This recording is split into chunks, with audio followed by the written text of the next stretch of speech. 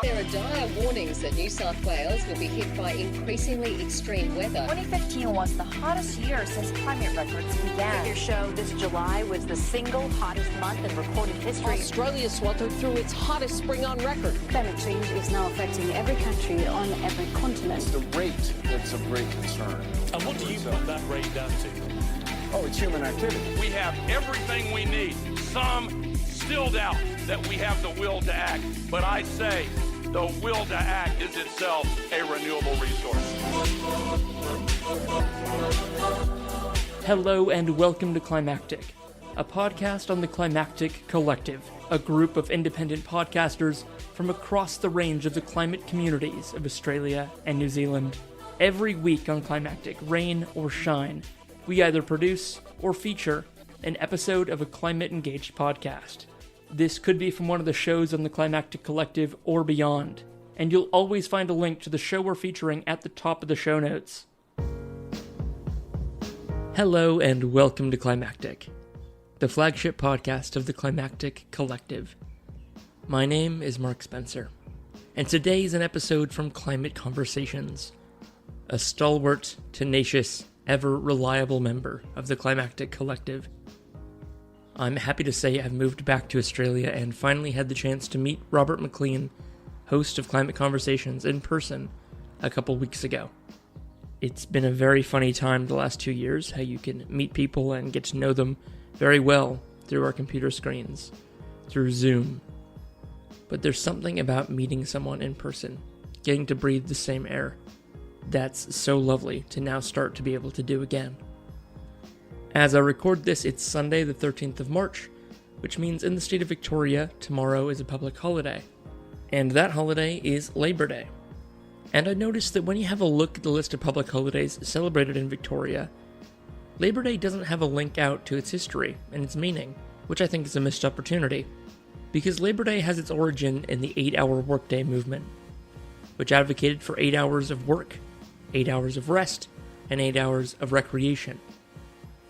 In 1856, workers in both Sydney and Melbourne demonstrated for an 8-hour workday. However, it was on April 21st that the Victorian stonemasons organized a well-staged and executed protest. And following on from the success of the 8-hour day protests, they celebrated that year with a holiday and a procession held on Monday, the 12th of May. And I bring this up because it's very relevant to today's episode. Because most of us, the vast majority, have jobs. And in those jobs, in the course of doing them, we collectively shape the world. Robert's episode this week is all about Therma, a startup based in the US that's tackling both food waste and trying to lower the thermostat of food storage worldwide. Now, avoiding food waste and shrinkage and spoilage is very close to my mind, as this morning, after moving into my new apartment a week ago, had to throw out some food that had gone off. It can happen to all of us. It's probably happened to you at least once, but it's also very easy to avoid. And you'll hear in this episode why it's so important to do so. And it's a problem that's easy enough to confront in our own homes, but in a workplace environment, in a complex global supply chain, it can be easy to write off as just part of the system, the cost of doing business. But I was personally very inspired by Manik and the mission of Therma, and having done a bit of work myself in refrigeration in the past and communicating its importance regarding climate change, I enjoyed this episode a great deal, and I think you're going to get a lot from it as well. So it's with great pleasure I'll now hand over to Robert to take it from here, and I look forward to you coming back next week for another episode of Climactic. Enjoy!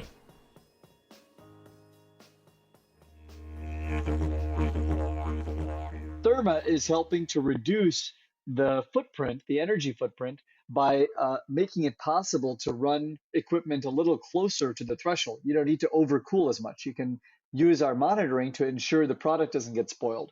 And in the process, you can raise the thermostat a couple of degrees, which actually makes a big difference over time. That's the founder and CEO of the US company Therma, Manik Suri. Manik believed that if we make the right investments in our cooling systems and our food cooling systems, we can have a big impact on the world's carbon emissions. We'll have a few formalities, then we'll listen to our conversation with Manik.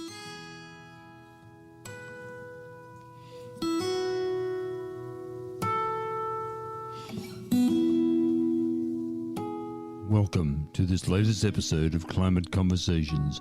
I'm your host, Robert McLean, and I'm coming to you from Shepparton in Victoria, Australia, from the lands of the Yorta Yorta people. Yes, the stolen lands of the Yorta Yorta people, and I pay my respects to their elders, past, present and emerging.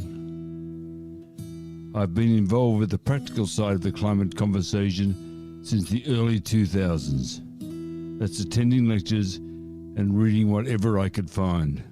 And although the public interest has broadened as the years have passed, it became apparent to me a few years ago that much more needed to be said. And it was important, terribly important, that we were making much more noise. Unsure of what to do to reach more people, I decided to try my hand, or should I say more correctly, my voice, at podcasting. And what you're listening to now is the result of those efforts. There appeared to be a great silence about the climate crisis, and this podcast is an effort by me to increase the volume of my voice, and so help end that silence. Fortunately, it was not as silent as I had thought, as many other podcasts were beavering away and were attempting to alert the world to the climate crisis. And several months ago, I was found, so to speak, by Mark Spencer from the Climactic Collective. Music for this podcast comes courtesy of Music for a Warming World, a Melbourne-based group, and you'll find a link to that group in the episode notes. I trust you'll enjoy this episode, and if you do, please feel free to share it with your friends.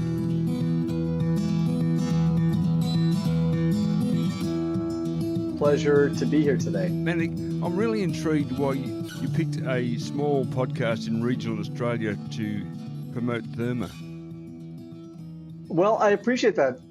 We're looking to get the word out to folks around the world about what's kind of, in our mind, a big source of warming and a big source of emissions.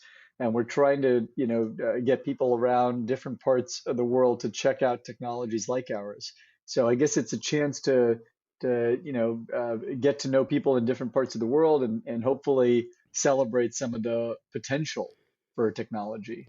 Manik, I've recorded what you said at Glasgow, so that sort of gives me a good overview of what happens with Therma. But can you give me, imagine I was a potential customer, how would you explain Therma to me? Yeah, I would say Therma is a smart refrigeration monitoring product that helps reduce waste and loss in refrigeration and helps businesses save money and also protect the environment by catching loss events and reducing equipment failures. So what brought the idea of Therma on for you, Manik? Well, I started working with the food industry coming out of government. I was working in food safety and quality, trying to help build technology to make products safer and improve compliance.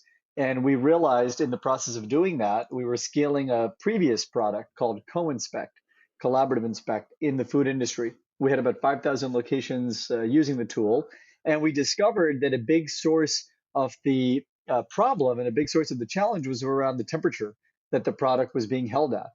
And so that's what got us started thinking about refrigeration. And as we discovered that there's lots of issues with refrigeration temperature, we discovered not only the compliance and the safety implications of temperature monitoring, but the climate and sustainability implications. Turns out refrigeration is responsible for a lot of emissions across food waste, refrigerant leaks, and energy consumed.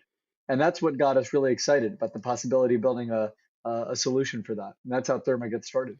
So can you tell me a little about yourself, Manik? How did you get into this field? Yeah, I started my career working in finance and eventually moved into technology after going to law school. So I started out working as an investor, decided to go to law school to try and work in government and make a difference, wanting to help improve public policy and work on problems of social significance. I ended up working as a junior person in the White House on the Obama Economic Policy Council, President Obama's economic advisory team. And I ended up meeting a woman there. She was the deputy CTO, Beth Novick. And she was a former lawyer herself, a recovering attorney, as she jokes. And so I think that that conversation that I had with her and the talk she was giving at the time is what shaped my career. She was doing a talk on a book she had written called The Wiki Government about how technology was transforming social and commercial life, but law and government were still run like it's 1950. And I started thinking about, well, maybe you could build technology to improve workflows around governance and compliance and regulation. And that's how I ended up leaving government to start working with Beth on a center to build tech for good. And then from there, I ended up starting Co-Inspect and then Therma.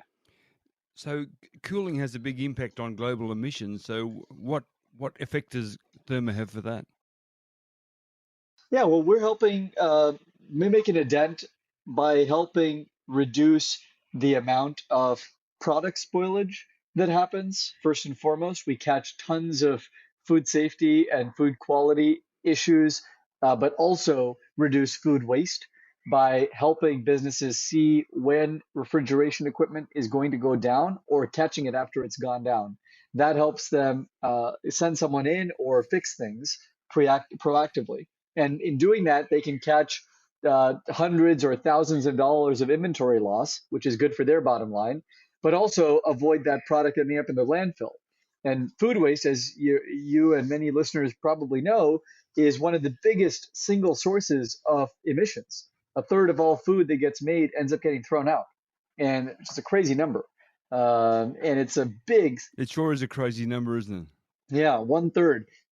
Absolutely. And a lot of that doesn't have to happen. This is preventable waste. We're not talking about product that spoils on the field or that ends up not getting bought. This is stuff that's sitting in refrigeration close to consumption. It's already gone through the entire supply chain. Huge amounts of effort and energy and emissions have gone into getting that product right there. So to have it thrown out at the last mile, the last minute is just a shame, and we're trying to reduce that. And that's kind of the first way in which we reduce emissions. Additionally, Therma helps reduce the energy footprint of refrigeration as well. Talk to me about overcooling, Manik. Yeah, the refrigeration industry uses a huge amount of power. Refrigeration is a big source of electricity spend. In a typical restaurant over here in the US, it can be responsible for 30 to 40% of the energy bill every month. And it turns out that there's not a lot of optimization going on with refrigeration energy. Most people plug in the fridge or freezer or display case in the wall, they set a set point and they let it go.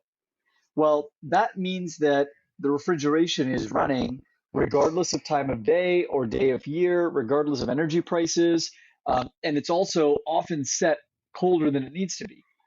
Therma is helping to reduce the footprint, the energy footprint, by making it possible to run equipment a little closer to the threshold. You don't need to overcool as much. You can use our monitoring to ensure the product doesn't get spoiled.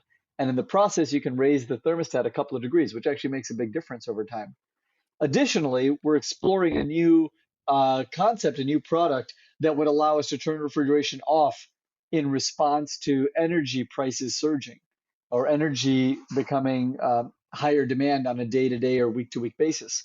And if you can turn refrigeration off for short periods of time with good monitoring, that can help alleviate the stress on electricity grids. It can help reduce demand at times when the utilities need it. So that's another way to save energy, both for the customer and also for the utility. Manik, I live in Victoria's Goulburn Valley, which is considered to be one of Australia's food sources. It's a huge irrigation area with many dairy farms and lots of orchards, and of course lots of cool stores. So, what benefits can Therma bring to them?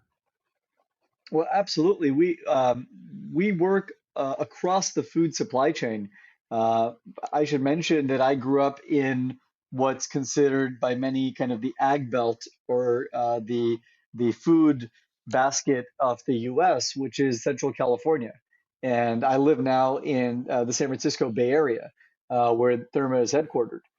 We have lots of customers that are producers that are on the farm or near the farm, including folks that need monitoring of products around dairy, around proteins, around um, temperature sensitive seafoods. So we have lots of folks that are working with Therma that actually produce food or store it and distribute it. Cold storage warehouses, distribution centers.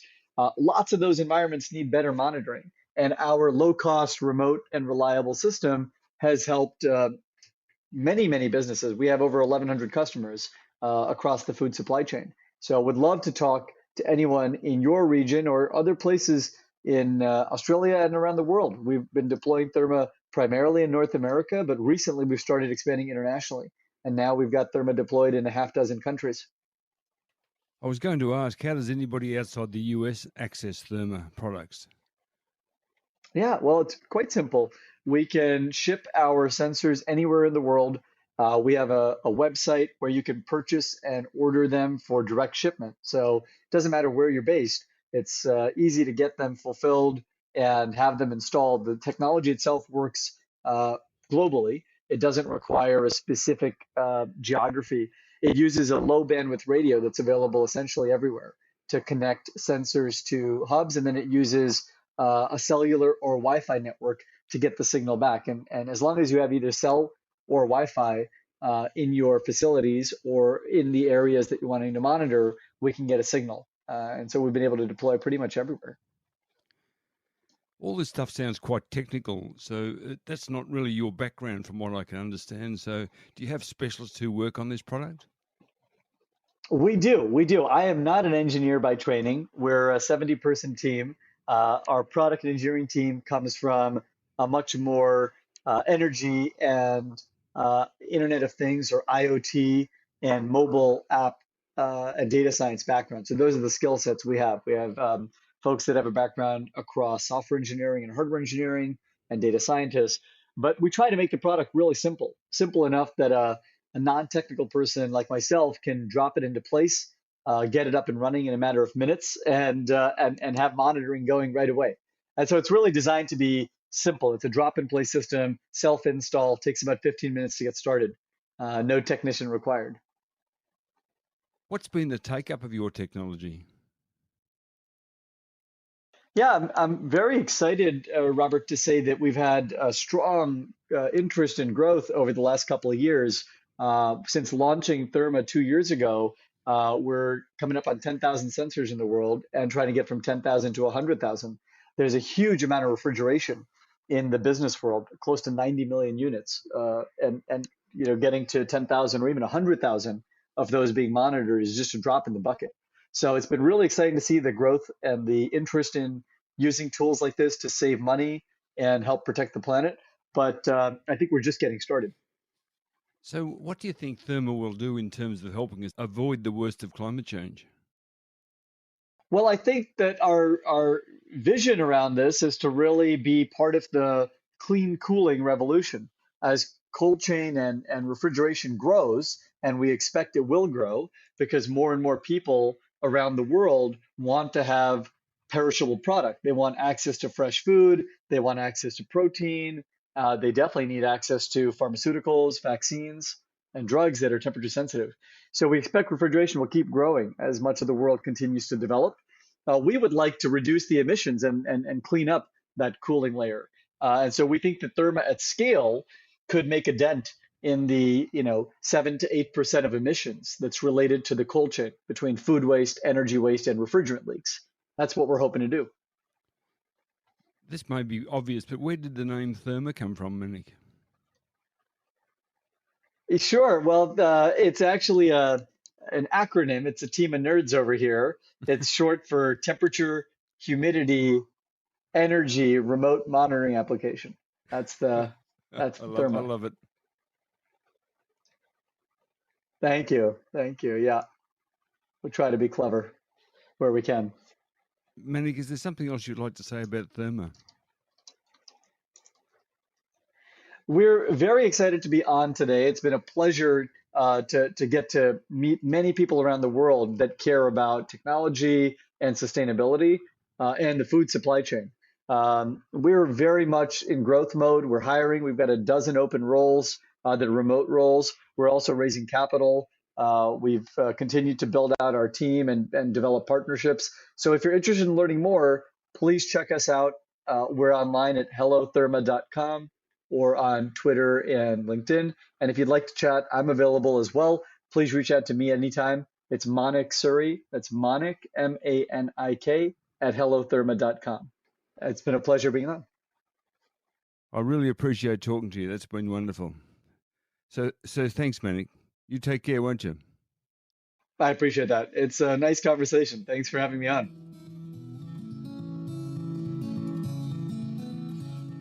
As I mentioned earlier, Manik was one of 3 or 4 speakers at a New York Times webinar organised as a part of last year's COP26 in Glasgow.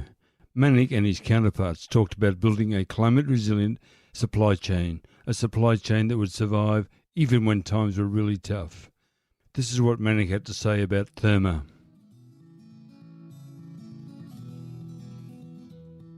I run a company called Therma based in the San Francisco Bay Area. We're focused on building a smart cold chain, really taking on the challenge of clean cooling. Cooling in the cold chain is responsible for moving over $1 trillion of perishables around the world every year. It's how we get fruits and vegetables, dairy, proteins, and of course, drugs and vaccines. And it's critical for human health and obviously taken on new valence in the last year and year and a half with the importance of vaccine delivery. But it's always been important for the last 100+ years. What most people don't realize is that cooling is responsible for almost 10% of all emissions from a carbon footprint standpoint. And there's a huge amount of waste. Take food, for example, and that's where we focus at Therma. The food supply chain has a huge carbon footprint. And roughly 1/3 of all food that gets made is thrown out every year. 1/3, which is a crazy number. It's over a 1.6 billion tons, $1 trillion problem according to the Boston Consulting Group. We're trying to tackle that using technology as a vector for change. We're using a combination of new data technologies and new sensor technologies. So using analytics and real-time sensors to catch spoilage events, prevent loss in the supply chain, help reduce overcooling, which is another form, another source of waste, and to ultimately reduce refrigerant emissions. Those are the 3 big areas where we see opportunities: food waste, energy waste, and refrigerant waste. And I think technology is only one part of the solution, but it is a powerful way to achieve, to do more with less, which is, I think, one of the challenges of the 21st century. That's an amazing statistic there, that 1/3 of all food waste is lost. How much of that is happening in the supply chain before it gets to our tables? Yeah, roughly, depending on the country, between 1/3 and half of that waste is actually happening upstream. And the problem is worse in developing economies where infrastructure is weaker, where there's less availability of cold storage. And I think the cold chain is one supply chain. It's not the only one, but it's a critical one, both from a human health and a planet health standpoint.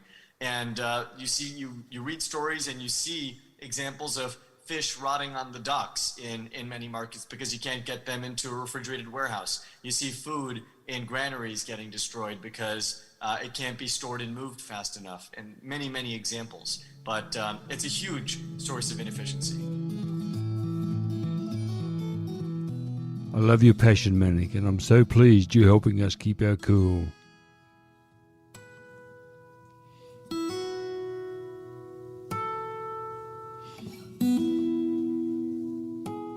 Climate Conversations is published with the support of the Mark Spencer published Climactic Collective, and it's just one of more than 20 podcasts making up that collective. More about the collective and the associated podcasts can be found at climactic.fm. Music for Climate Conversations is from the Melbourne-based group Music for a Warming World. You can find a link to that group in the episode notes. Responsibility for Climate Conversations rests with me, but you could help with the questions, and if there is something specific that needs addressing, but the question is not being asked of whom it should be asked, please make a suggestion and send it to r.mclean7@icloud.com. Earlier episodes of Climate Conversation can be found at the Climactic website. Simply search for climactic.fm. Go to the Climate Conversations artwork, click on that, and there you will find all the earlier episodes. Beyond that, in all this climate chaos, remember just a few things. Put your faith in genuine climate science.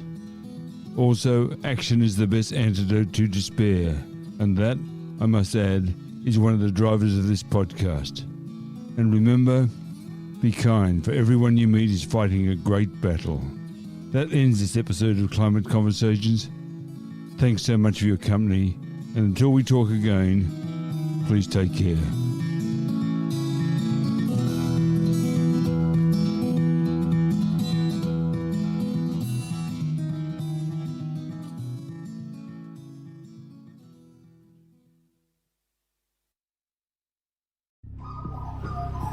The Climactic Collective.